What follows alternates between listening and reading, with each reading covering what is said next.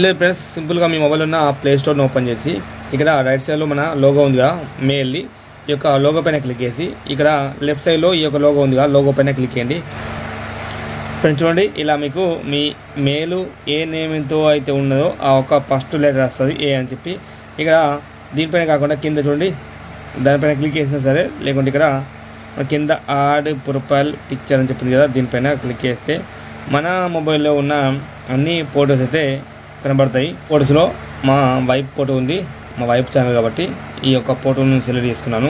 Network slow ఉన్నది, స్లోగా అయితే మనకి ఇక్కడ రొటేట్ అవసరం లేకపోతే ఇక్కడ నెక్స్ట్ పైన క్లిక్ చేయండి. ఇక్కడ సేవ్ ఆస్ ప్రొఫైల్ పిక్చర్ అని చెప్పి దానిపైన క్లిక్ చేయండి.